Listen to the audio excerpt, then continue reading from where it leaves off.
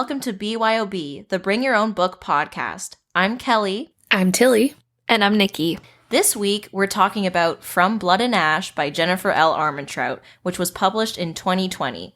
I am extremely excited to talk about this book because, as Tilly and Nikki both know, I have been begging them to read this since I read it last September. So I can't wait to finally get in and talk about all the crazy things that happens. So, just a quick heads up that this book contains graphic violence and explicit sexual scenes. So, we'll probably be discussing some pretty adult themes. So, Mom, Dad, please don't listen to this episode. Please. Here's the Yeah, thank you. We love you. Thanks for your support. Please don't listen to this one. Here's the publisher's synopsis from Nikki. A maiden, chosen from birth to usher in a new era. Poppy's life has never been her own. The life of the maiden is solitary, never to be touched, never to be looked upon, never to be spoken to, never to experience pleasure.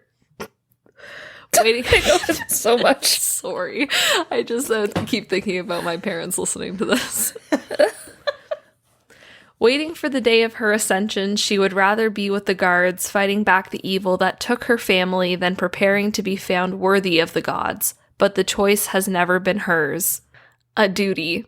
The entire kingdom's future rests on Poppy's shoulders, something she is not even quite sure she wants for herself, because a maiden has a heart, and a soul, and longing. And then Hawk, a golden-eyed guard honor-bound to ensure her ascension, enters her life. Destiny and duty become tangled with desire and need. He incites his anger, makes her question everything she believes in, and tempts her with the forbidden. A kingdom. Forsaken by the gods and feared by mortals, a fallen kingdom is rising once more, determined to take back what they believe is theirs through violence and vengeance. And as the shadow of those cursed draws closer, the line between what is forbidden and what is right becomes blurred. Poppy is not only on the verge of losing her heart and being found unworthy of the gods, but also her life when every blood-soaked thread that holds her world together begins to unravel. Oh, wow. So much happening already. Yes. Tilly, please tell everyone about the drink we've chosen for tonight. Sure. So tonight we're drinking a lovely Apothic red wine. It's got this lovely gothic-looking label, and it's just a rich, nice red wine. We felt it was appropriate given all the gothic and bloody imagery in this book and in the title of the book, From Blood and Ash, you get it. Plus, there's also this dark and dangerous romance, and what goes better with that than red wine? So let's have a sip. Yes, cheers. Cheers. Cheers. Oh. Ooh. Robust. Oh my gosh. It's so nice because I usually drink white wine, but it's Same. so smooth. Yeah. Mm-hmm. Yeah, it doesn't have like the same Apothic kind of flavor as red wine usually does. Mm-hmm. Oh my gosh, it's so nice. And everyone, the bottle is beautiful and not too expensive. So, because as we've said before, the cheaper the alcohol, the better it usually tastes. Am I right or am I right? So... In our very, very cultured palates. Yes. All right. So why don't we get into our 5-star ratings now? We all have our own reasonings for the different ratings we give. So yeah, I'm going to kick this off since this is my obsession. I gave it a 5 out of 5. Shocker, I know. I have read this book 2.5 times. I say 2.5 because I am, 2 3/4. I'm currently rereading it because why not? And I wanted to prepare for this episode even more. Oh my God. I picked this book up. Well, I picked the sequel up by accident first. And I was like, this sounds so good. And then I found out it was a sequel. So I picked up the first one first.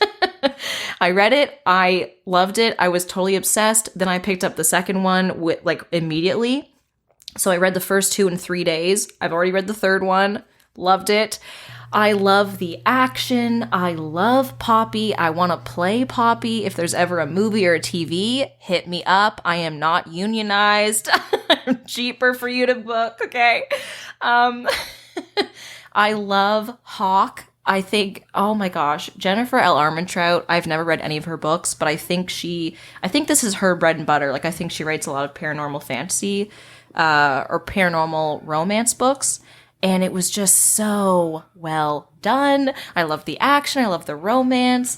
I loved the political intrigue. It just kept me wanting more, and I still want more, and I am still as obsessed as I was day one. So 5 out of 5. Can't put it down. Tilly, would you like to go next? Sure. Yeah, so I mean, I had a great time reading this book. I kind of had a bit of a complicated journey with it, where I started reading it and I was really not into a lot of the language. I was confused. There were a lot of tropes that were starting to annoy me that just come up. They're like, personal pet peeves. But by the middle of the book, I was like all in. I was like turning the page, couldn't get through it fast enough. I was so excited to keep going. I was really into the main couple and I wanted to know more and more. And then at the end, it disappointed me again. So if my experience reading the book was like a graph, it was like just a little, steady up and then steady down. It was just a bummer. No. But it's okay. And I still want to read the second one. I think the more I think about it, the more I think the ending just blindsided me. So I didn't like it in the moment. But looking back, a lot of the big twists that happen near the end explain a lot of the stuff that I didn't like at the beginning. So I ended up giving it kind of like a 3.5 out of 5 stars. I think it was kind of weak on the fantasy side of things, but the romance and like the interpersonal relationship side of things was really good. So yeah, that was my experience with it. Definitely want to keep reading. If you like kind of a really smutty fantasy book, then this is the book for you. Who doesn't? Yeah, exactly. Well, I will say, in terms of the series, this one is probably the least smuttiest of the 3. It does ramp up. There were like 6 sex scenes in this. There was one in the first chapter. Oh, okay. Oh, I mean the quality. Like, it goes. I see. Like, this one kind of is a slow build of the graphicness, I guess. Mm-hmm. But as you go on in the series, it gets a different level. But anyways, Nikki. Thanks, Tilly. Yeah. So I gave this book a 5 out of 5. I went into it the first 50 pages and I was like, Kelly, what the fuck is this garbage? This writing is so bad. And then it got to the kind of first encounter, which is very early on in the book. It's probably, like 50 or 60 pages in, and I was like, I'm not here for the writing. That's fine. We'll just keep going. And I could not put this book down. I think I read it in 3 days. Yeah. Or something. I sped through it and then immediately bought the next book and started reading it when I was done the first one. I loved it. I liked the twists and turns. I found myself getting really anxious throughout the whole thing, though, being like, they're never going to tell each other how they feel. And I'm like, the whole point of this is that they're probably eventually going to end up together. So why are you stressed about that part of what's going on? Because there were so many other stressful things happening in the book that you actually don't really know how they're going to turn out. Yeah. But I was just so focused on Poppy and Hawk being together that all the other things, I was just like, secondary. They're secondary. That is kind of how I ended up feeling too, where I was like able to forgive a lot of the weaker elements of the writing or of the story because I was really invested in the couple. Yeah, she wrote them very well together. And she did, like, all silliness aside, she did write them very well. Like, even I was talking to you both about just the tension that she builds. It's so well done that I can forgive some of the strange names that I don't really like, or the names that are similar to other names, or, because I also said to both of you, I'm not reading it for the prose, okay? Like, it's a fun read. It's very bingeable. It's very fast paced, which I love. So yeah, I totally agree. Yeah, and I mean, I was writing my notes about it, and I was thinking, was it a perfect book? No. Did I have a really great time reading it and couldn't wait to sit down and read more? Yes. So even though there were these like logical inconsistencies and just like pacing kind of problems, the middle was so awesome with like the love story and the growing intrigue. And then I was, fine with all the twists and turns were very exciting at the end. There were just so many of them. And I just kept going like, wait, what? Wait, what? Wait, holy crap, what? And so, and that was all delivered in like info dumps. Like it was so much of just, here's Hawk explaining every single thing that just happened rather than like showing us, which bothered me a little bit, but because it's just harder to take in. But yeah. I think that's something that irritated me with just kind of the trope that kind of carries on throughout the book. I think maybe I'll get into it more in the spoilers so I can be a little bit more specific, but there's just the way that information is brought to you is the same format every time. Yeah. And it has to do with character development. And that irritated me a little bit because I was like, have you not learned your lesson already? Like, come on, it's been like 5 times that we've done this. Like, let's just grow up a little bit and talk about our feelings, please, or like whatever. So, but yeah. Yeah, I find it's very hard to talk about this book without giving away spoilers because there's so many loose ends that are connected, and then when you find the answers, they are huge twists or they affect other things that you did know the answer to. So this is why this portion of the podcast is very general, because even when I was trying to recommend this book to other people or to Nikki and Tilly before, it's so hard to talk about what is this book about without giving away a lot of info. Yeah.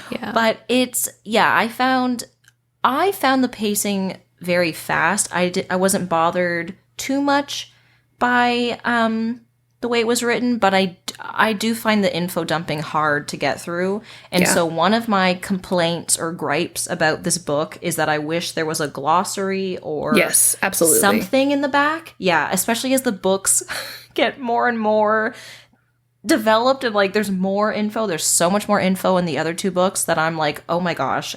What? Like, I need to make a family tree. I need to map everything out. It's quite intensive, but I loved it. I was totally brought into this world.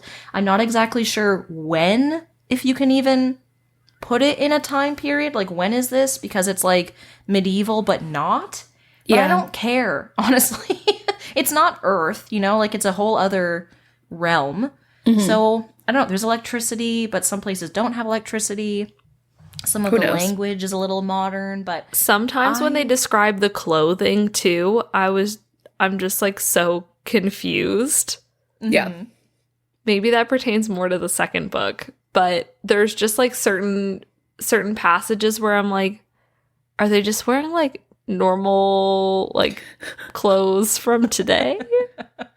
The modern language really started to get to me too, because so much of the settings seemed to be kind of like medieval inspired, and then people were saying words like random and okay, and I don't know, that it just kind of like they stood out to me for a weird reason. But that was something that was said a lot.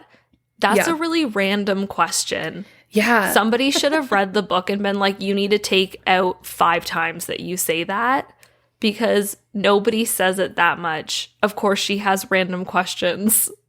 Look at what the fuck is going on.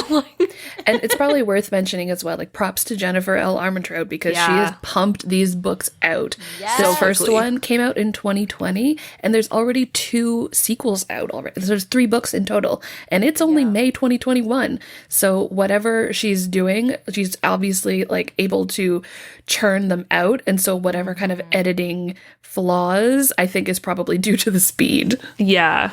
Yeah, the first 2 books came out within months of each other, and then the third one just came out on April 20th of this year. So she's been pumping those out. Thank the gods, Jennifer L. Armentrout. Okay.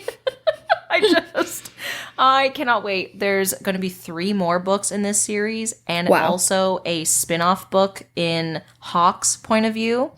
And there's also a companion series coming out in October. October 19th is when I believe it's A Shadow in the Embers comes out. and I am so excited.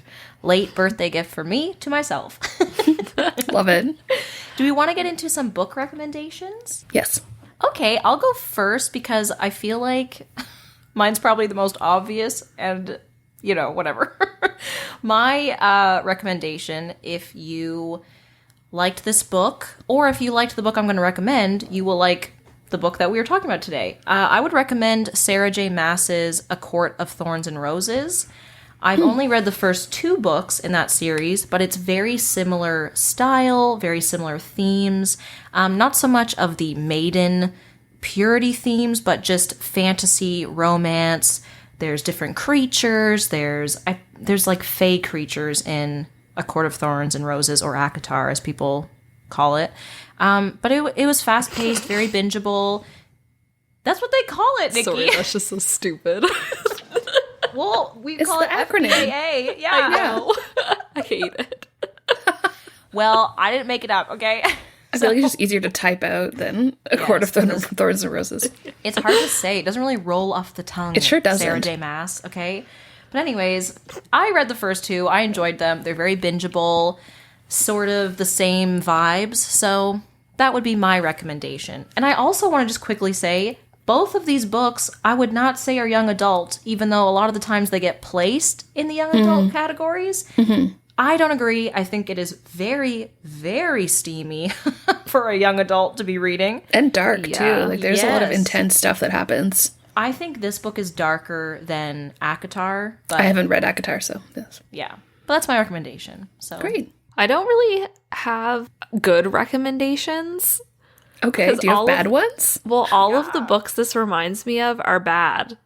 Like Twilight. Well, you can say... and okay.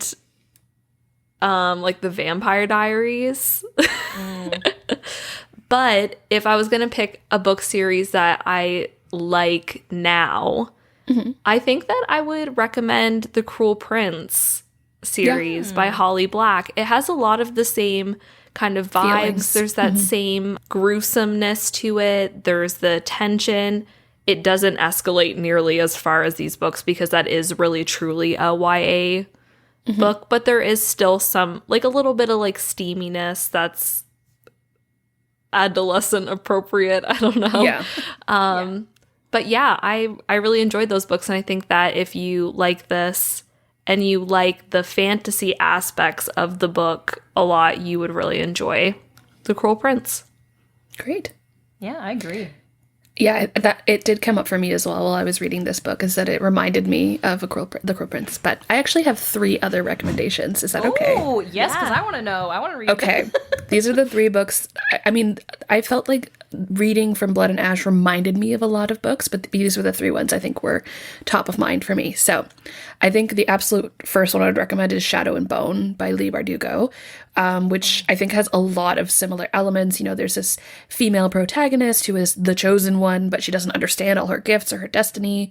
There's a dark one / darkling, like literally the names are similar. There's lots of scary creatures. There's this love interest that isn't all he seems.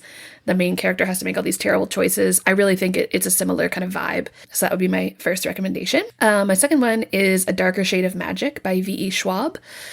So again, features a protagonist with these unique abilities who is kept isolated in a palace and wants to escape the boring life that is chosen for him. That one also has lots of adventure and magic and like all these dark forces trying to take over, but definitely not as much like romantic stuff in A Darker Shade of Magic. So just if that's what you want, maybe that's not the book series for you. There's a little bit of it, but it happens later. And then the third one is a lot less similar in tone, but in content, I would say it's very similar, which is Soulless by Gail Carriger. It's a supernatural / kind of fantasy romance. Again, it's set in this alternate Victorian steampunk London, which has integrated vampires and werewolves and ghosts into their society. So like they're kind of the upper level, the upper crust are like vampires and werewolves, and there's like a lot of steamy stuff that happens in the first book, and we've got a really feisty female heroine. It's really fun. So not dark at all. That one's like very light and fluff and like very silly, but lots of fun. It's almost if Jane Austen wrote supernatural romances. Like, it's got that kind of comedy of manners feel to it. So those are my 3 recommendations. Ooh, I love that. I want to read that. I've read Shadow and Bone, and I have A Darker Shade of Magic, as you know, Tilly. Yes. She tried to buy it for me for Christmas, but I was too fast for her. Yes. And now I that's have the it. problem. Yeah. That's the problem buying books for book lovers. You got to really stay on top of it. All right, everybody, we're going to move into spoiler territory now. So if you haven't read the book and don't want to know about how everything turns out, you should probably stop listening now. But hey, if you like what you're hearing, feel free to leave us a rating or review on your podcast app of choice. So if you don't want any spoilers, you should leave now. Okay. We'll begin with a quick recap of the rest of the book so we're all on the same page. Get ready, folks, because it's a long and twisty one. So, as we know from the synopsis, this is a fantasy, supernatural romance novel set in a kingdom where the wealthy and privileged are all ascended, beautiful and powerful immortals. In this world, each family's firstborn child becomes a lord or lady in wait to the ascended, the secondborn child is chosen to ascend, and third or fourth-born children must be given in service to the church. So the story follows 18-year-old Penelope Balfour, nicknamed Poppy, who was chosen from birth as the Maiden, a revered figure who is destined to serve an important purpose for the Ascended. She has spent her life hidden away in a castle in the care of the Duke and Duchess Tierman. There are many dangers outside the castle, including a strange mist which hides horrifying, bloodthirsty zombie creatures known as the Craven. Once a human is bitten by a Craven, they are cursed, and it's only a matter of time until they become mindless Craven themselves. The city is protected by a large wall called the Rise, but Craven attacks are a regular and deadly occurrence. Poppy has a lot of rules in her daily life, and she is constantly controlled by the Duchess and often punished by the sadistic Duke and the creepy Lord Brandol Mazine. She is forbidden from showing her face or speaking to anyone except for her only friend, a lady-in-wait named Tawny, and she wears a heavy veil whenever she has to leave her chambers. Under her veil, she carries large scars across her face and body, terrible memories from the Craven attack that killed her parents when she was young. She also has a magical ability to feel other people's pain, though she is forbidden to do anything about it. Despite all the archaic laws imposed upon her, Poppy is a willful and quietly rebellious young woman, and she takes every opportunity she can to break the rules. She learned to fight and defend herself from an early age from her kind older guard, Victor. Poppy also uses an old servant's entrance in her room to sneak out and experience a city as much as she can. The book opens with one of Poppy's risky adventures. She snuck out of the castle and is playing cards at the Red Pearl, a local gambling den and brothel, when she is forced up into the upstairs chambers to hide from her guard Victor, who is sure to see her through her disguise.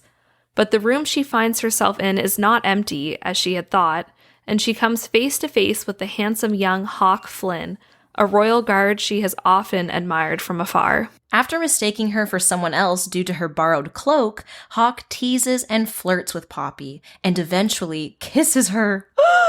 As the maiden, she is never allowed to be touched, so while she is scared of being found out, she is curious and undeniably drawn to him.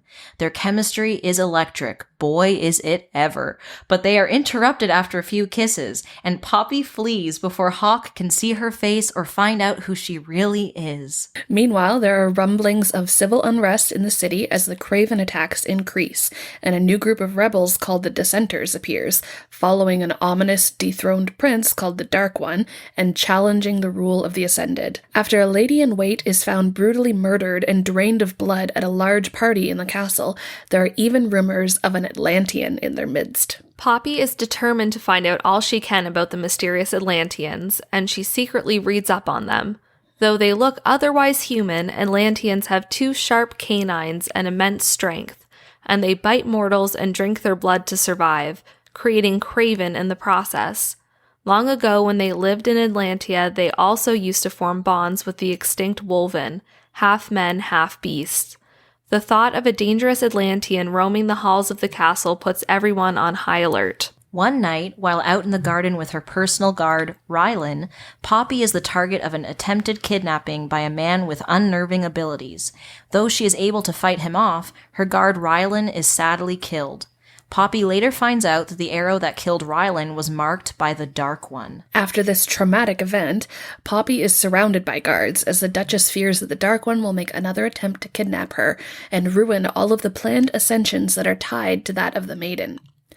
Among Poppy's new personal guard is none other than Hawk Flynn, and she fears that he will recognize and expose her from their fateful night in the Red Pearl. But Hawk is not like anyone else in her life. He stands up for her when no one else will, defying the evil Duke and making Poppy feel safe in a way she has never known. He refuses to treat her like a religious messiah, and he makes Poppy question all the laws that have kept her hidden away. While Poppy and Hawk grow closer, tensions continue to rise in the city as the citizens rebel against the law of giving their third and fourth children to the church. It all comes to a head on the night of Poppy's first rite, a big party when firstborn children become lords and ladies in wait. Poppy and Hawk leave the Great Hall early and end up in a clandestine embrace under a willow tree.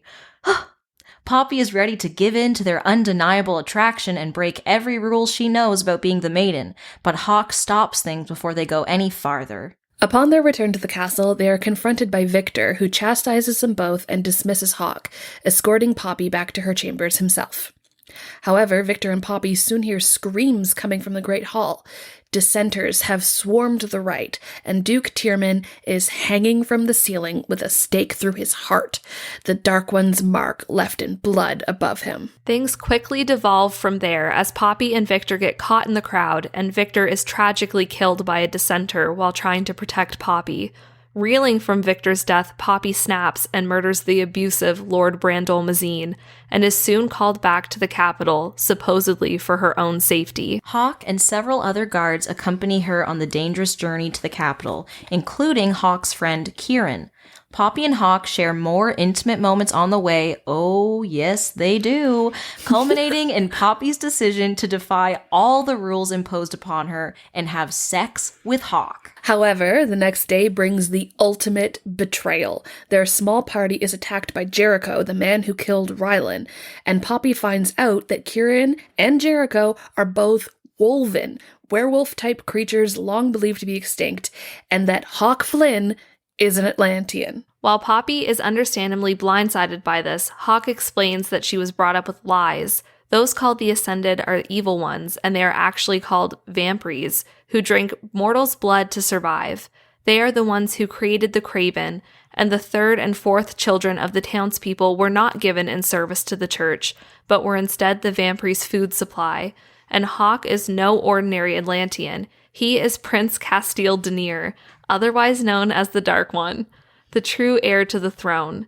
It is also revealed that Hawk's brother, Prince Malik, is imprisoned in the temple, his blood harvested by the vampires to complete their ascensions, and that Hawk intends to use Poppy to rescue his brother. A whole lot of other wild stuff happens, including Poppy's attempt to kill Hawk and escape, Poppy's own near death due to an attack from Jericho, more steamy scenes with Poppy and Hawk, and the final twist that Poppy herself is an Atlantean, and her life as a maiden was one more lie told by the powerful Ascended to keep her in check until her powers were fully formed and her blood could be harvested for the Ascension!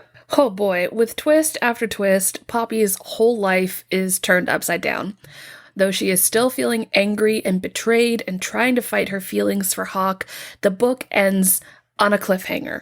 Hawk decides to suspend his rescue plan and whisks Poppy off to Atlantia to get married. Yes! What a roller coaster. I mean, just trying to explain all of the things that happened in this book was a true task.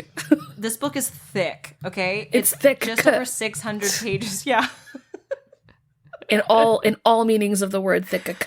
Yes, it is. Okay.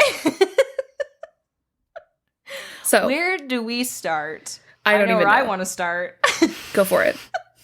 Oh my God. From the first time we meet Hawk, I think it's chapter 2 where we meet him. Yeah, chapter 1 or chapter 2. Oh my God. Wow. I can't get over it. I knew that he was going to be the Dark One. It was not a surprise to me when that happened, No, just pretty because, predictable. Yeah. Yeah. I did not care I did not care because I enjoyed the ride getting there. Boy, did I ever.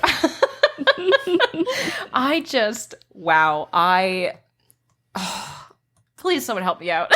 It's just. Well, I can help you out because I can talk about the things that I liked about Hawk. Yes. Which is that he wasn't just a pretty face, I felt.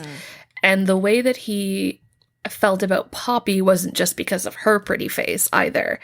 I think he was a very observant person who noticed the things that she did, which is a very attractive trait. And he was able to see the goodness in her and the person in her when everyone else just saw this symbol, right? Everyone else just saw her as the maiden, this like unreachable. They put her on a pedestal, and he didn't do that ever. And I liked that. I liked that he treated her like a real person.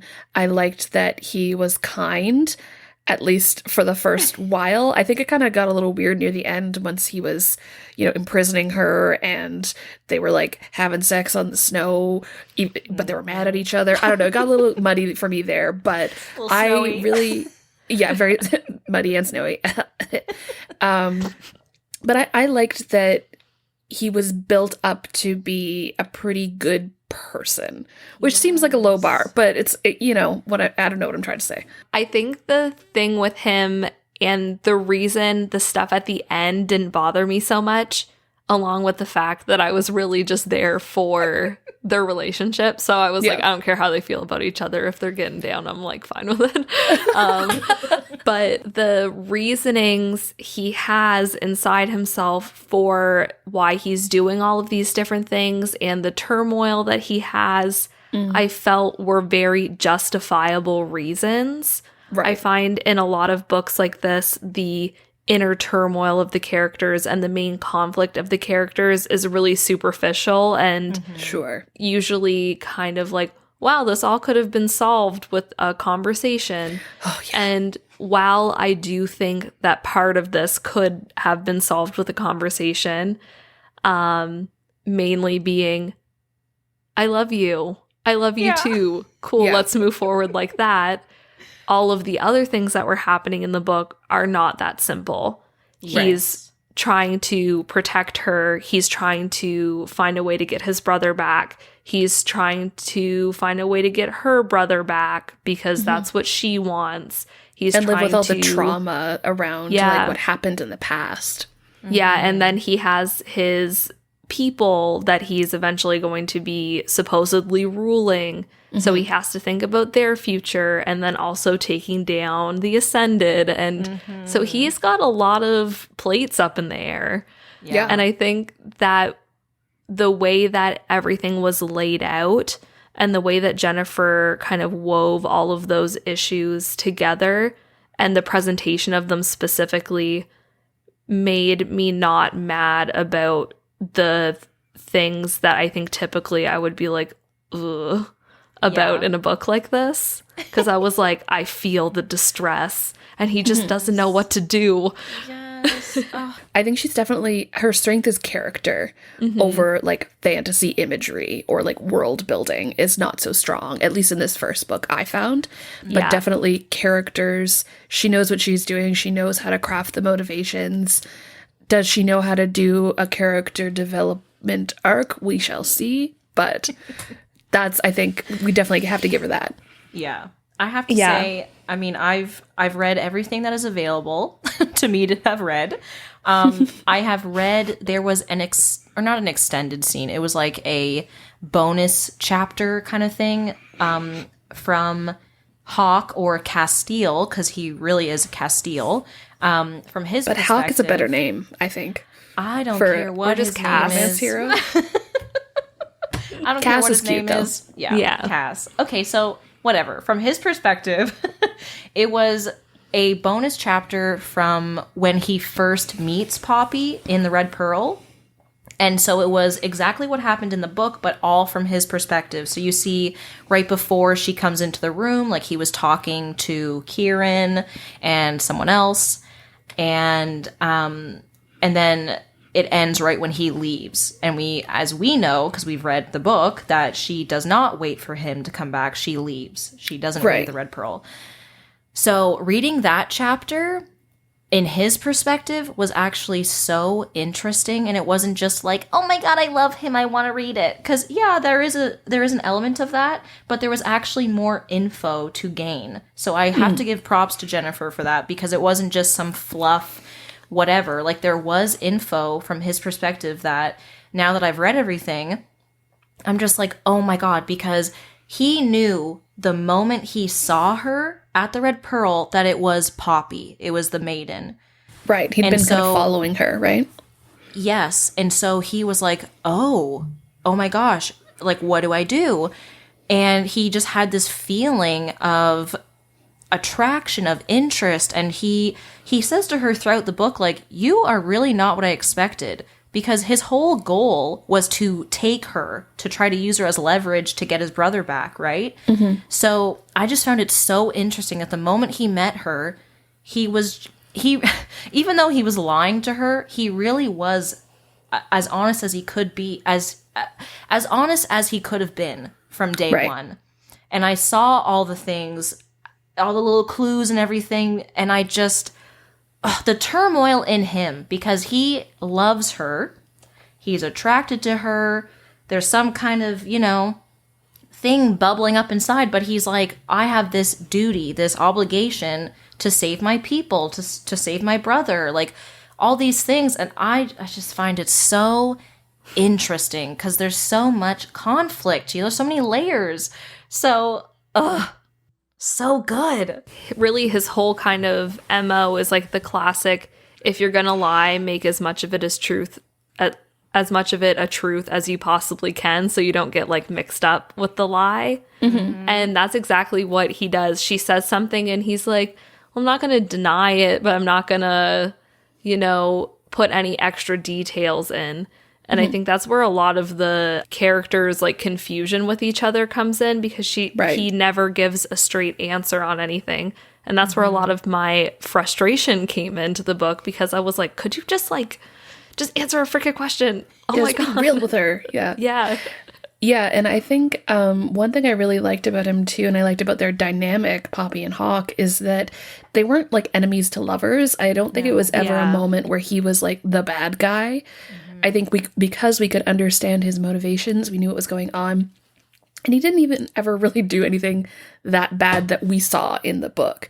So it was never like revealed that he's evil and you were rooting for him all along, but you as the reader were wrong. It was never that. It was always, you were rooting for him. You wanted him to succeed. You wanted him and Poppy to get together. And at the end, I still felt like that. Like, I didn't feel like I'd been kind of led astray or tricked. I still felt like this is great. And I think their dynamic worked because they were both a little bit like shaken up by the other one. And so they were off balance, but like trying to be like cool and friendly about it.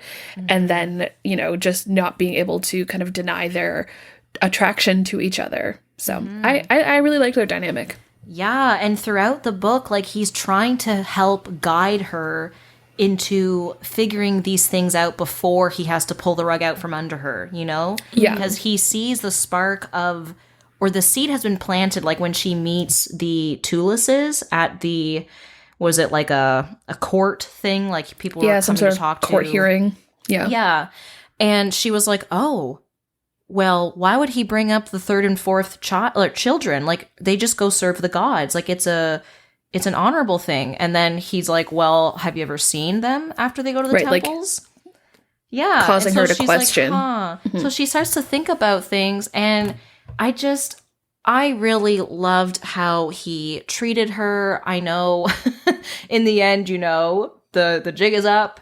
She knows the truth. She's like, you have taken me. But in reality, he's treating her pretty well. She's in a nice bedroom. It's not that much different from her life in the beginning, stuck in a room. She can't do certain things, but at least he will speak with her. He treats her with dignity and respect. She doesn't have to wear the veil. She's allowed to communicate with everybody. And he tells everyone, don't you dare lay a finger on her. And when he takes his oath to protect her as Hawk, the guard, he doesn't say I'll protect the maiden. He says I will protect Penelope. And she's like, oh, that's not what he's supposed to say. But in my mind, I think he did that as like a personal oath, because he didn't want to say it to the maiden because she's not the maiden. And you know what I mean? Like, yeah, she's a person. Yeah, and trying to get away from the lie, because he's like, no, I don't. I'm not a royal guard, but I don't want any harm to come to her. So I really liked that. Yeah, and I think the end, when he kind of springs it on everybody, he's like, we're not going to give her back as ransom. We're getting married. Surprise! It's God. Like, when I picture that moment, I picture those like guns that like blast confetti, and everybody's just sitting around being like, wait, what? Yeah. I was so angry at the end of the book. I was like, are you kidding me? What makes you think she even wants to get married? But you've been so respectful of her consent the whole time. And this, anyway, sorry, go on. But with that, I, especially looking back on it, just even through our conversation through the podcast, was there really ever a good time for him to approach her about that? No. Because if he said, this is what we're going to do, my plan has changed, and she's like, what the fuck? Like, they ultimately, whatever, things happened in the second book, I guess I'm not going to say. But when he says that, I could imagine for him it would be like, well, now's as good a time as any, because I don't want her like fighting me on this so hard right now. I just need everybody to know that she's going to be safe, and I need her to know that she's not going to be like given back, because by this point she's realizing all of the stuff that's going on with her people. So I was not mad about it. No, I was mad about it, but it's a personal thing. I just really hate the like marriage dangled as a trope of like, now they're married and so everything will be, you know, different and it's a logical conclusion. I don't like it, but that's just me. Well, I think you'll be interested to read or see what happens in the next book. Yeah. Because when I finished the first book, I was not angry. I was like, oh, what's going to happen next? You know, because I mean, let's slowly slide into talking about Poppy, because Poppy, she is not a wallflower. You know what I mean? She speaks her mind. She defends herself. She doesn't have all the answers. Yes, she doesn't have all the answers, but she tries, and she's only 18, okay? Like, she's trying her best here, but, I mean, she's not just gonna let Cass walk all over her, you know, even though I'm like, just trust him, you know, like, just let him. But, you know, because she is very curious, but she's also very, she tries to speak up for herself when she can, but again, we need to remind ourselves she has led such a sheltered life and such a controlled and abusive life. Like, it's not all her fault, you know? And she's slowly awakening to the system that she's been a part of, which I found very refreshing. It was not just like, oh, wow, I don't have anything to do. My life is so dull. It's like, oh my God, like, I am part of this system. And like, what the hell is that? Like, that's when she's awakening and figuring out, like, they couldn't possibly be doing that to the kids, right? Like, why would they do that? Like, that's terrible. Like, she's trying to figure it out. And I really liked her. I thought she was a really fun character to read. I really enjoyed, I mean, obviously I enjoyed the steamy moments, but I really enjoyed when she was trying to talk herself out of trying to live her life, and Cass, or Hawk at the time, would be like, why?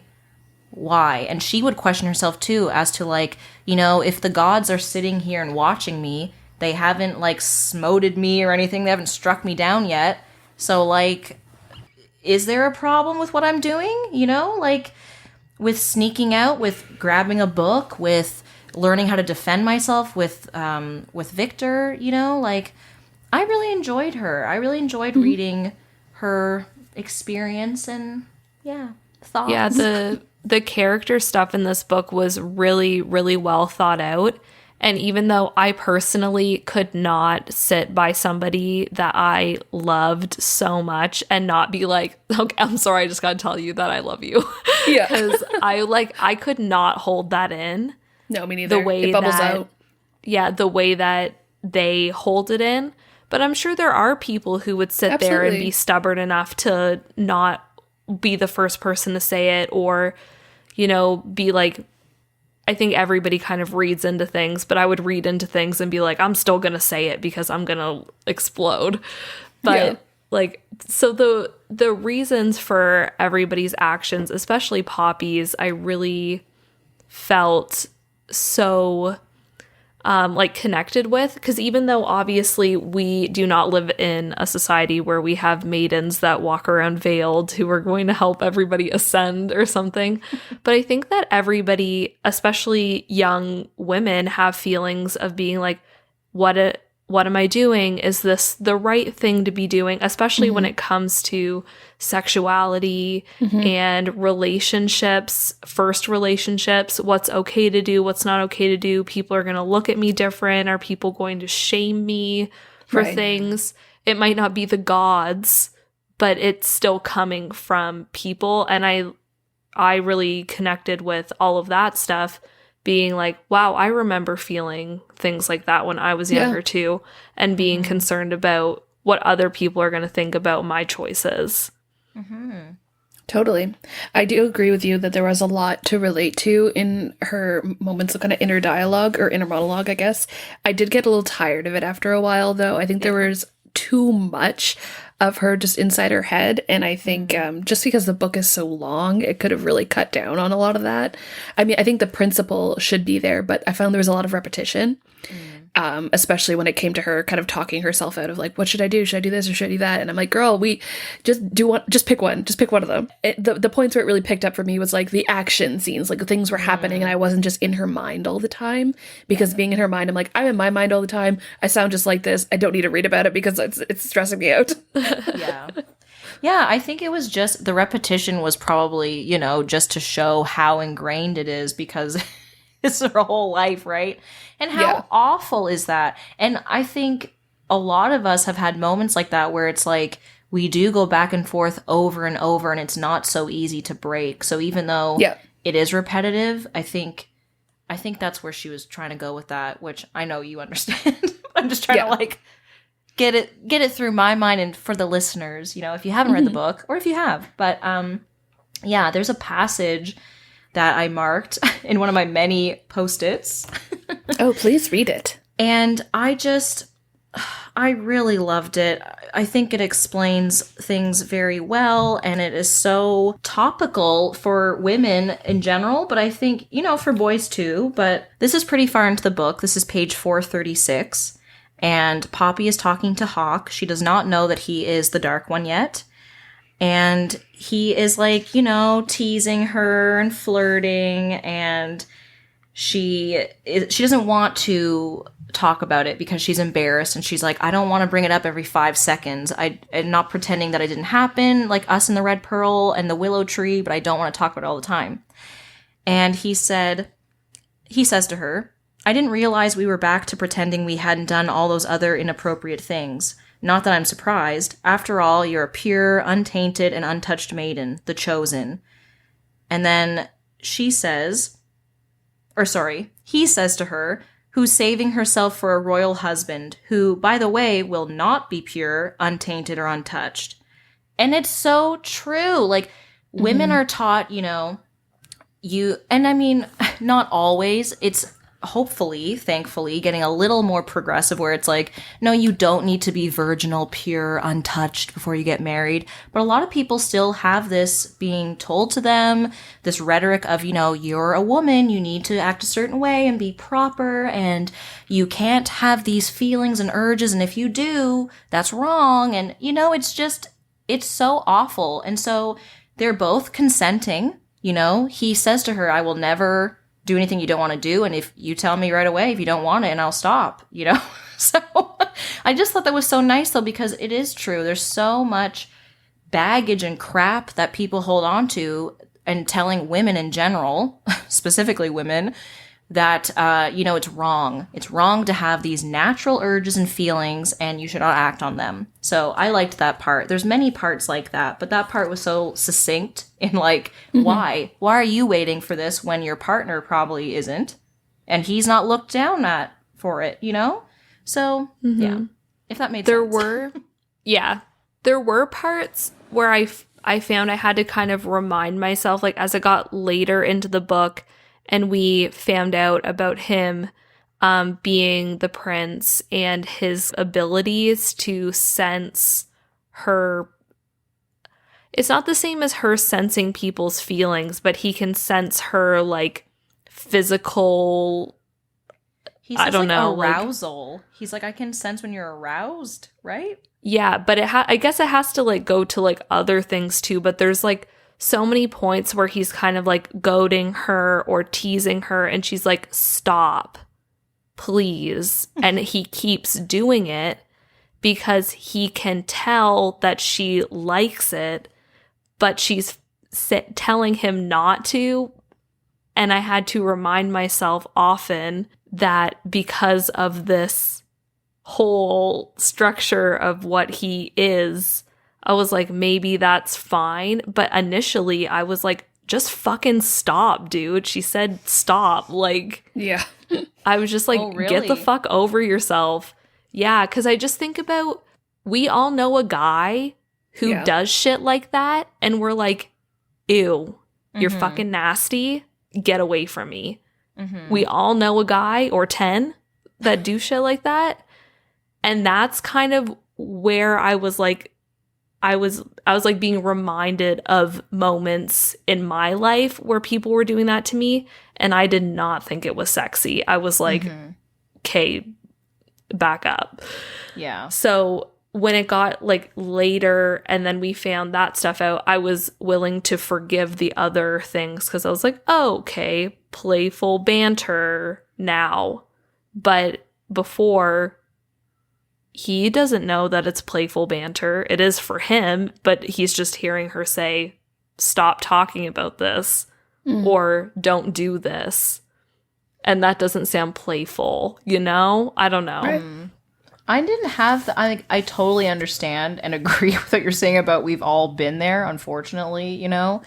I didn't get the same sense of or I didn't get the same feeling from that because we got her perspective the whole time, and the way it was written, I felt like it was all very, like, teasing and nothing was actually like, please stop, you know. But I totally understand where that's coming from because, yeah. And I think if we didn't know that he had that sense, we would have been like, what? Like you said, like. Well, and I think it comes down to physical attraction makes or breaks some of these interactions. Yeah, because So- if somebody was like, if you thought somebody was, like, super hot and Yep. they said something to you at a bar that was kind of, like, Kind of a weird. little weird, you might be like, that's, like, kind of hot. But if somebody that you weren't attracted to came up and said the same thing, you'd be like, wow, what a fucking creep. Get away from me. Exactly. Yeah. It really makes a difference. And you're able to overlook a lot of behaviors that would bother you with someone that you don't find attractive because you are hoping that it leads to something. And so I think all those moments, we know that there is this, like, sizzling attraction between the two of them that they can both feel. And so I think those moments are, like, mitigated by that. Yeah. But we can't feel it because we're not, you know, in their place. But I can feel it. oh, you feel the heat. Yes, I can. Sizzling. Okay, can I quickly talk about Victor and Tawny? Yeah. Oh, yeah. Victor, every time I read this book, every time. I mean, yeah. Well, you can say that. Yeah. Every time I read this book, Victor is just so sweet. And I was never annoyed by him, which I was like, props to Jennifer again, because she just wrote him so well and he was so caring and fatherly. And I just, when he dies, it's so sad. It comes out of sad. nowhere, too. Yeah, and I was like, which this is better not good. happen. And then it did. And I was like, no. I know. That but was the she- one thing I knew would happen. Yeah. Because I didn't suspect Cass being Cass. Yeah. I was just like, yeah, this hot dude, whatever. And I was like, Victor's gonna die. As soon as he was nice to her and she was like, Victor's like my dad. I was like, Yeah. Yeah. That you're a goner. He's gonna Yeah. die. Yeah, same. It's just so sad. But, you know, I do appreciate the fact that Jennifer, we're already on a first name basis. Of course. Jennifer, she does not shy away from killing the people off because you have to That's sometimes. true. And Yeah, gotta kill your darlings sometimes. Yeah, and he was so sweet. And everything he did was trying to do what he thought was best for her, even if he didn't agree on it. You know, the same thing with Poppy going to help him with the cursed people or the people who were bitten by Craven to give them death with dignity and not, what did they say, like drag them out in the streets and then execute them in public? That's terrible. That's awful. So much dark stuff in this book. And Yeah. I loved Victor. And I also really appreciated the friendship between Tawny and Poppy. I thought that was lots of fun reading their banter. It's like how we talk, you know? Like, she's like, what happened at the Red Pearl? You kissed him? Like, all this, like, silly, like, oh my gosh, just a nice, light-hearted moment, you know? Yeah, that was, I did like their friendship, but I was like, I don't know anything about Tawny. I don't know what she looks like. I don't know what her backstory is. I don't know. I forgot that she existed partway through. You know what I mean? So it was kind of surface level. But I guess that was kind of their friendship too. That was the only person that she really talked to. And they had to spend a lot of boring time together. So I guess you would just kind of try and entertain yourself as much as you can. Yeah. Yeah, the only description we get of her, I think, is Poppy is kind of thinking about her and she says, oh, her beautiful dark skin or something. Yeah. And that's it. The only thing we get about Tawny at all. Also, Tawny Lion is an awful name. Yeah, bad names. There are some bad names. It's up there with Brandel Mazine. What? Yeah, but that fits I also really It's a hate piece of work. Penelope. I like Penelope. I think it's cute. It's like No. Penelope. Kelly's Not gonna into it. name her firstborn child Penelope. No, I'm not, because now my you God. both hate it. I'm not going to do it. Just I call don't her hate Poppy, it, I that's just- fine. No, because then I think of, I'll wear a poppy on Remembrance Day. And it's like, okay, great, but no. Oh, I mean, yes, wear a poppy. That's not what I'm saying. that. I've never heard that song either. Oh my gosh. I had to sing it every No. year in school. Like It's because in you grew up by elementary school. Ottawa. Yeah. Yeah. But no, yes, wear poppies. That's fine. I just mean that song. It just, But anyways, childhood memories. No, I really liked their friendship. And I think I did like the fact that she kind of questions the friendship because she's like, I don't know if she actually is my friend or if she just feels obligated. Which I'm like, Well, because she's like assigned to her. Yeah. Which I'm like, good for you, Poppy, because you don't know. You know, you really don't. I'd like to think they are friends. And I mean, Tawny does say, like, we're friends. But I hope that she's being sincere and not just trying to appease her lady, right? So, yeah. I guess we'll never know. Well, maybe we will know at some point. Oh, I was going to talk again about how useful a glossary or like diagrams or some sort of Oh my God, relational yeah. tool Yeah. would be, because so many of these creatures and the rules of society were mentioned like once or mentioned vaguely until the very end when it was like really clarified. But especially with the creatures, I just found they all were related in that they all had to do with blood and fangs. And so they were like the Craven, the Wolven, the Atlanteans, and the Ascended. All four of them. That's 4 different things that I have to keep track of. Yeah. But none of them are different enough for me to actually be able to keep track of them. Yeah. And then the whole thing with the Atlanteans have golden eyes and the Wolvens have light blue eyes, but Poppy only found out when she met them. I'm like, why wouldn't that have been part of the history if that's like the way to differentiate them? But Seems because kind the of lame, textbook Jennifer. that she read is what the Ascended wrote. Right, but wouldn't they people to want know. to know? Well, they thought the Wolven were extinct. And I think they're just so full of themselves. Like, they think that they are the most powerful, that they're not concerned about. I guess. I wish, oh my gosh, there's so much that I wish I could say, but I can't. just know that there will be more info talking about who each of them are, how they came to be, how it works. There is a lot more detail in the second and third books. And there's also a map in the third book. So at least there's a map. There's a map in the second book too. What? I have I don't it. need Yeah, a I'm map. They pretty don't go sure anywhere. there's one in my ebook for it at least. Okay. The thing with the books that really got me, and when Tilly said earlier that you hear a lot about Poppy, like her inner dialogue, and she just keeps going over the same thing again and again and again.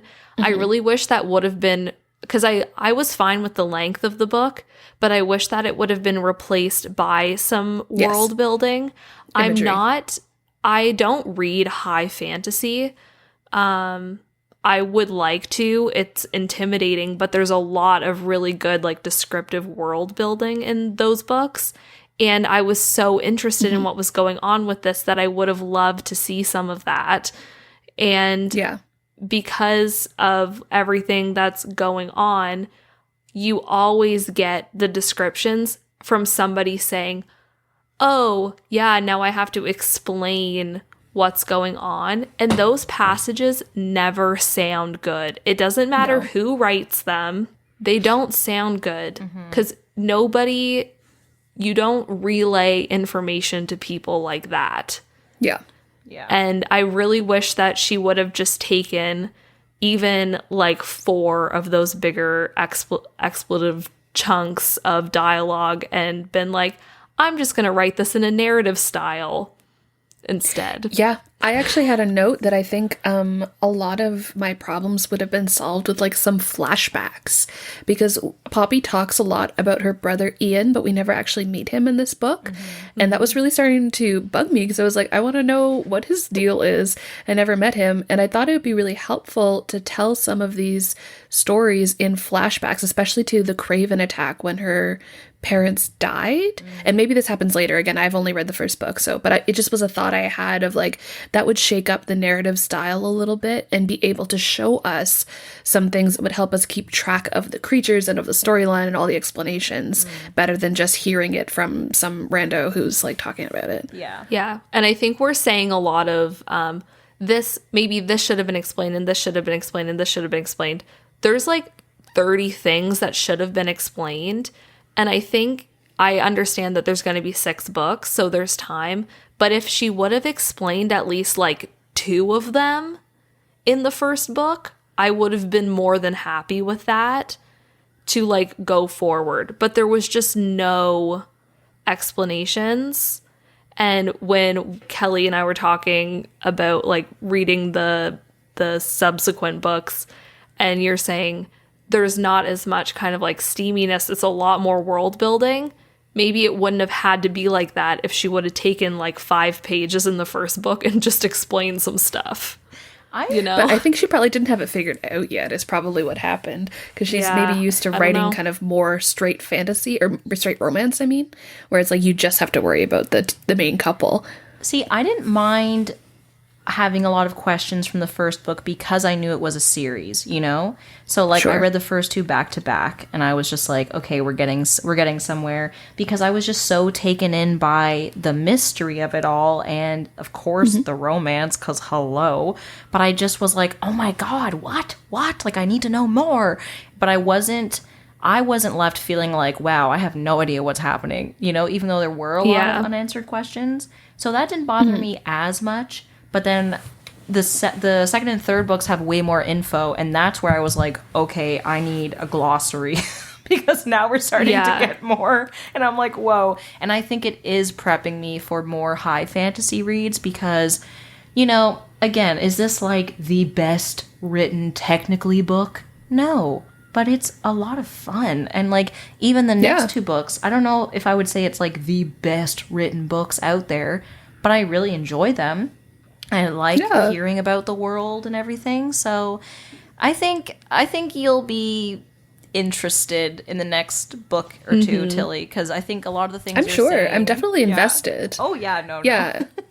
Yeah, and I'm not saying that it like really bothered me, but because there were so many questions, and just I think about like Tilly during the Truly Devious episode being like, there was nothing answered really for me in this book, and I have to read the other 2 books to get any answers. And that's like, I don't care necessarily because I love the storyline and I'm obsessed with these books.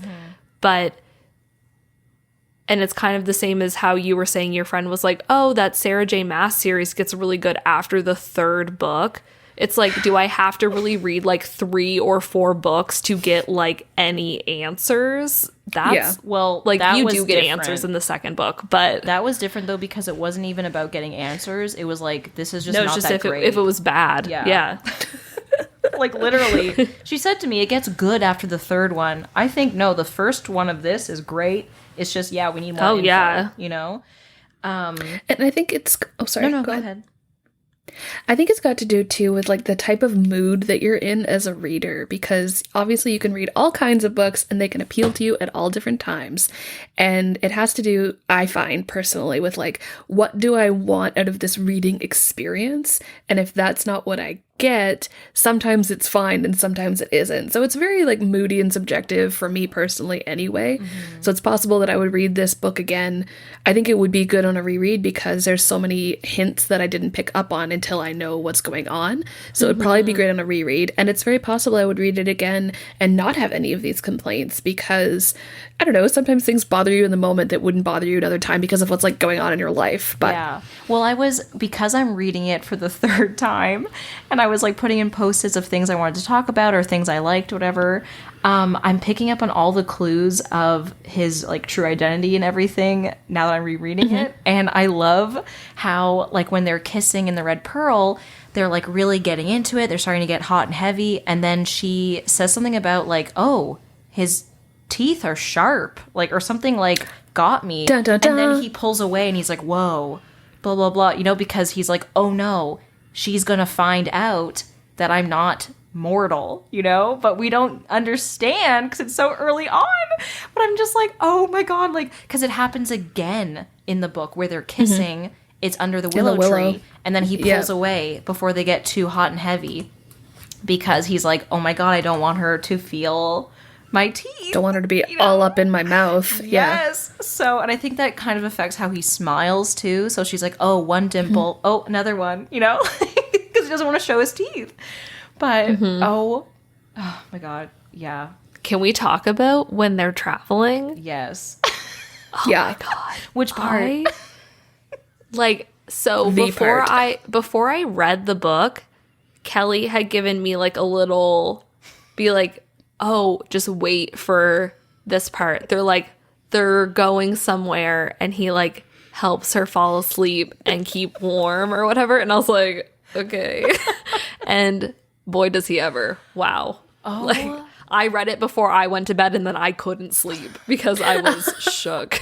I am just like, I need to read another one of her books to see, because the way she writes the sex scenes and also the build up for the sex scenes, I'm just like, wow, like all the senses. Yes. Like the tension that she's building, the descriptions of how she's feeling, and oh my God. And I think one of the reasons why I love Hawk or Kaz so much is because he's just so, this is going to sound silly because he's kind of lying to her, but he's so straightforward he's just like, hey, I'm going to do this and now I'm going to do that. Or like, you look beautiful, or this is how I feel, or this is what I want. Do you want it? Great. You know, I'm just like, yes. Yeah, we he's do. very open about talking about stuff, which is and great. it's not like he was doing anything that was really revolutionary with that. You know what I mean? Yeah. But having somebody look you in the eye and say, I want you, and this is what I want to do is like, Yeah, it's a lot. Yeah. It's a lot of you would feelings. swear that no one has ever done that before in the history of ever, but like people don't. No. It's always a guessing game. Yeah. I don't know, maybe if you're really comfortable with somebody, maybe they would do that, but it's really, I feel like, probably rare to have that kind of confidence with and somebody confidence that you're to first be meeting. vulnerable, to take that risk, because it's always a risk to say like, I want this or I like this, because it's always risky to think, oh, what if they don't? And Or what if they're like, they think I'm weird or something? yeah, because I and tell Hawk them is what like I want. never ashamed of that. He's always very open and very direct, and yeah, that's sexy. Yes, it Yeah. is. Like telling someone what you want and not being afraid of it. Like, hello. I'm trying to find, there's one particular moment where he's like, she says, like, jokingly, like, I hate you. And he's like, no, you don't. And she's like, whatever. And he's like, well, I like you too, you know, or like, I want you and I know you want me.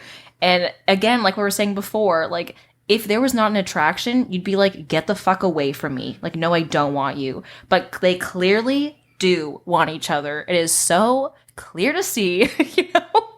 So, Yeah.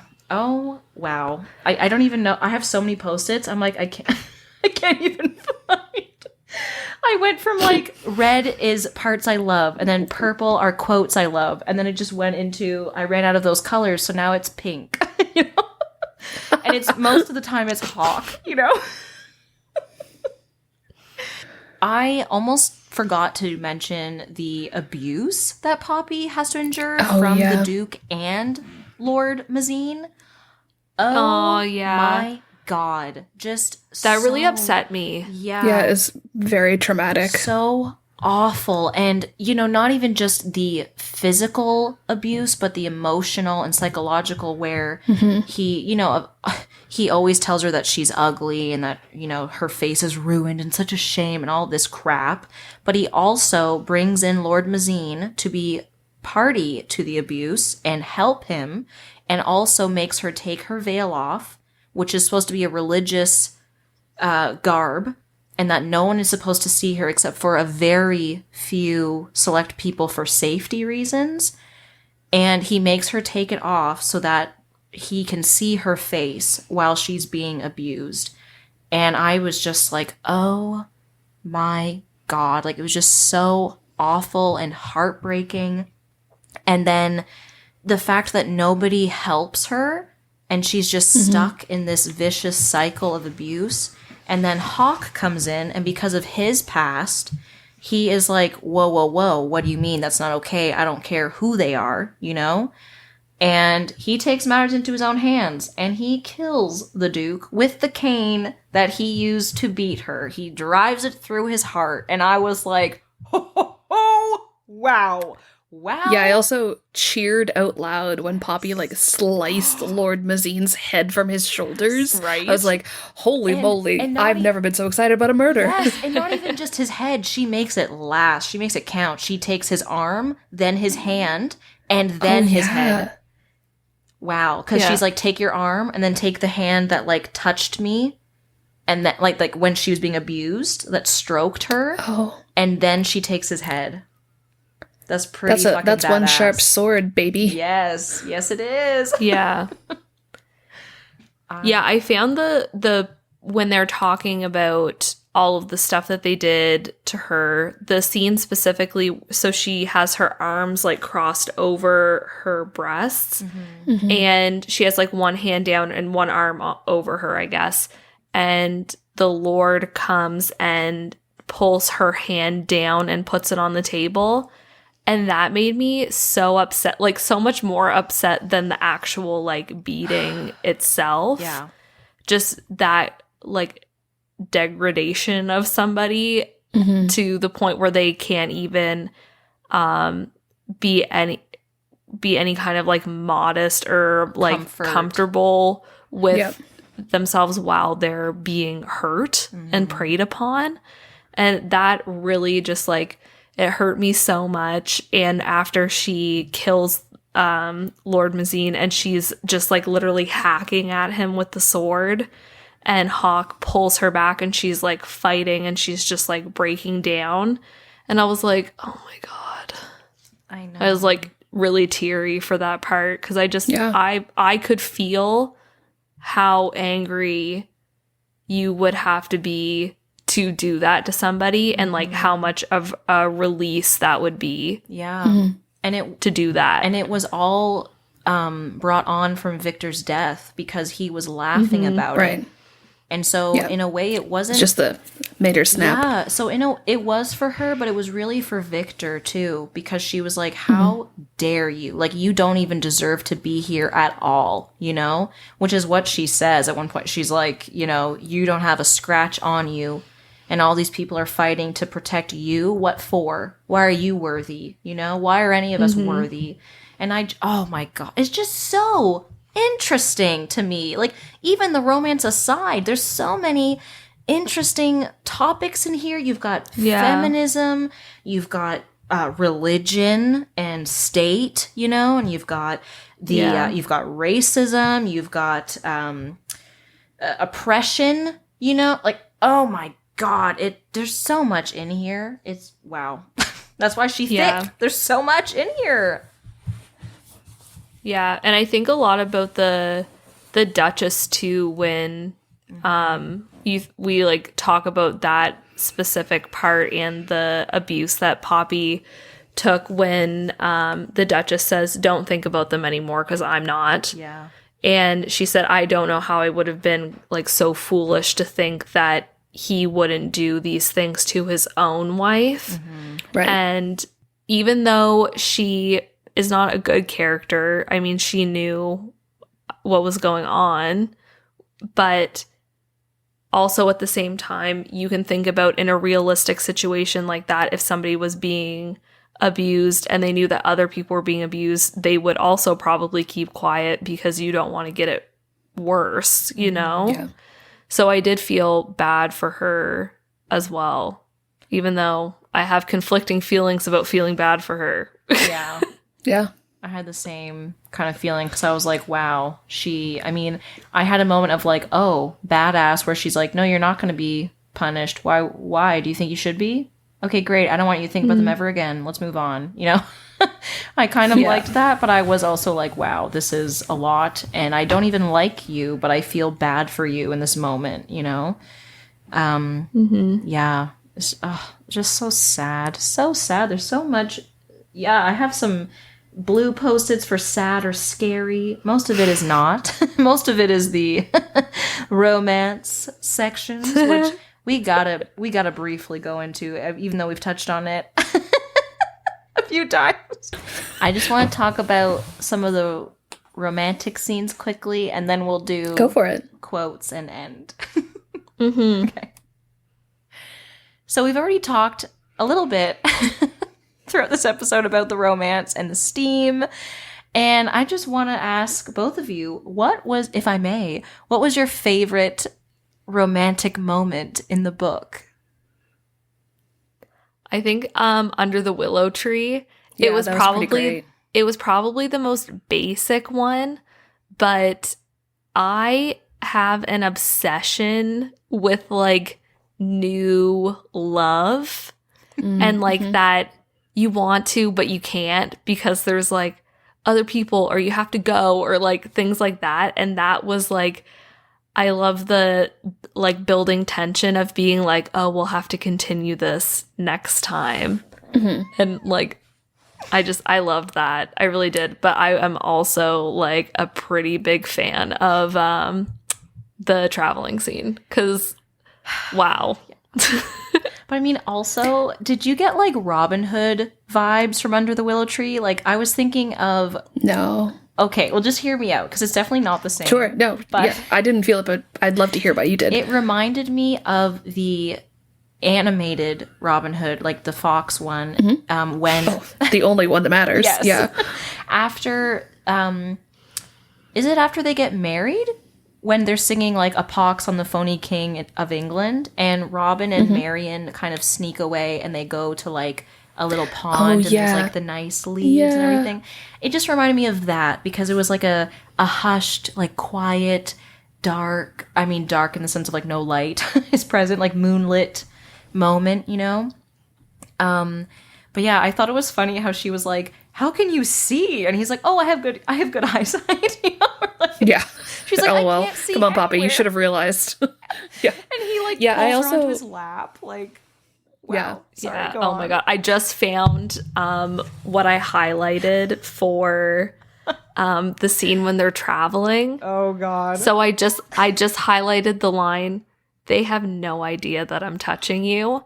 And like I was like, oh my god. I know. Cuz when you kind of initially told me about, oh, this is going to happen. So like keep reading even if you think the writing's not good right now cuz this thing's going to happen later, this ominous thing. And I was like thinking they were going to be in a carriage or something, not just like laying there with all of these people around. that can totally sense and smell like everything that's like, well, they say like I can smell your arousal and stuff, so like they know exactly what's going on, and they can probably like hear him talking to her. I would have been staring at Kieran too, because he sounds great. There was one point where Kieran was like in at the very end at the house they were in, and she was like about to go have a bath, and he like Kieran walks into the bathroom, and she's like, what would Cass think if he saw you here? And Kieran was like, well, at first he'd be annoyed, but then he'd be intrigued. And I was like, oh my god, wow, it's all coming together. They're all coming together more like, I'm okay, we can so go excited for when they do. Oh my god, Tilly. I love it. Yeah. I think what was nice about the Willow scene too was that it was, I think, the first time that Poppy literally said, Hawk, kiss me. Yes. Where she made a demand. She was direct about her feelings. And that was great because it was a point where she had decided that she wanted to take a direction for her life to go in rather than just blindly follow what she had been brought up to believe. Mm-hmm. And I actually have a quote I want to read about that. So maybe could I just do that now because it's kind of related? Yeah. Okay. So I don't know what page number it was because I read this as an ebook and who knows, but it was pretty late. I think it's right before they have sex for the first time. Mm. And Poppy says, I was reclaiming my life, and it had started long before him. When I demanded to be taught how to fight, when I made Victor include me when he went out to help the cursed. Those were significant steps, but there had been smaller ones along the way. In a way, they were even more important. I'd been changing, evolving, just like the gift I was forbidden to wield, but remained determined to use. It was in every adventure and risk that I took. It was in my desire to experience what I'd been told was not for me. Mm-hmm. So in this whole thing, she's kind of realizing that I already had this in me. I already had this rebellion, and I already didn't want to change, or I didn't want to stay the same. I wanted to change, and Hawk didn't introduce new ideas. He just helped her discover what she already had, I think. Mm-hmm. Yeah, so we didn't have that annoying, like, oh, this guy came in and changed my life. Like, he was just kind of there at the right time because she was already on her way. Yeah. Which, I agree. Yeah. Love it. Yeah, my note to that is just like, yes, girl. Like, yes, you are changing your own life, and this guy just happens to be there. He's gonna have fun with you, and it's all great. But you are the sun. Yes, and I gotta say, the willow tree scene is more sensual and like potentially tender because it is coming from a place of like we know each other a bit now. And I'm actively choosing for this to happen, even though there's all these consequences. The first scene in the Red Pearl, I do love. But it's definitely more like passionate, like, who are you? What's happening? Like, what is this? Mm-hmm. You know? And I just wanted to mention briefly, I kind of love the part where he like finds the dagger and he's like, what is this? And then he throws it into the mattress, like stabs it down. And he's about to like, you know, basically maul her with his mouth. And then Kieran knocks on the door and she's like, you know? But I could just see it in my mind like a movie of like, what's this? Oh, this is really interesting, you know? And like, he just slams it down. Oh my God. Wow. I would die. So let's get into our quotes. I'm going to have to see which one I want to pick. I feel I already read the one that I wanted to read, if that helps you, if you want to pick a couple. Okay. I'll read mine now then. Okay. Great. This takes place in the middle-ish of the book. I can't remember exactly like what's going on, but they're arguing as per usual. And she says, I'm the maiden hawk, I reminded him, or myself. I wasn't sure. And I don't care. My eyes flew open in shock. I can't believe you just said that. I did, and I'll say it again. I don't care what you are. Hawk's hand slid off my back. A moment later, I felt his palm flatten against my cheek with unerring accuracy. I care about who you are. Oh gods. And that's just like so sweet. I have a really quick one to read before I find. Oh, maybe that was during the Willow scene? I don't know. They're all blending together for me at this point. I know. I'm trying to remember. I think it was because I think that's why she's like, I want you to kiss me, you know? But yeah, just like, oh yeah, Hawk, kiss me, please. Yeah. So that's when they're under the tree. And I just like, so cute. So sweet. Page 60, there's a really short quote that gave me Princess Bride vibes. It says, Hawk stared at me. Tell me that you'll wait for me, princess. Okay. I'm so sorry. I hate that he calls her princess. See, normally, I hate it. Normally I would be the same as you, but I don't know. I love it. Okay, he calls her Sweetling close to the beginning of the book, and it makes me want to barf. I literally put barf with a barf emoji because I was like, that's disgusting. I'm glad you like it though, Tilly. Yeah, but I don't like princess, so, tit for tat. Yeah. Like, Tit for tat. the princess thing bothered me at first. I was like, ew, that's like a condescending, like... Yeah, because he meant it in a sarcastic way. Like, you're so demanding and high-minded. Oh, but see, okay, I'm coming from... I guess, I don't know. I always thought it was cute because he treats her like a queen kind of thing, like later on. And then when we find out that he's a prince, he's been calling her princess this whole time. Like, he wants to get with her, okay? Like... Pet names are hard, though. Some people, sometimes it's like, they're just very subjective. Oh, yeah, because if I was called princess in real life, I'd be like, ew. I'd punch someone in the face. Right? Yeah. Like, don't you ever call me that again. But... If it was Hawk, you'd be like, yes, my prince. Oh my god. He could say or do pretty much anything, and I would be like, great. Well, you intrigue me. Oh, he said that so way too many times. Way too many times. Yeah. I'm like, we get it. She's intriguing. We got it. Yeah. There was one line that I wanted to read, and I forget where it is now. Oh, this is just a small moment of like, okay, Tawny, I see you. Where, hang on. They're like talking about Hawk, her and Poppy, and like, what do you think is going to happen? Like, do you like him? Like, what's going on? They're just having like a little girl moment. And Tawny said, my hormones are always clouding my rational thought. Thank you very much. And I said, same. I highlighted a quote from that line too. I won't read it, but basically she's like, oh my god, you kissed him? What? And I just put Kelly underneath because it just reminded me of you freaking out about something like that. I was like, that's totally what Kelly would sound like. Hey, but there's a part, okay, I'm gonna read this section. I was like, should I read it? No, I'm gonna read it. It's nothing scandalous. I was just like, wow, this is me to a T, and this is why I need to play Poppy if there's ever a movie adaptation. Okay? We're convinced. You don't need to convince us. Oh, I'm convincing the ether, the world. Yeah, Jennifer, if you're listening. Jennifer. We found your Poppy. Please. I have a small scar on my face. Okay. So this is early on. This is page 63, and she's talking to Tawny, and she says... Yes, I don't like the idea of, and Tawny interrupts her, being knocked out senseless.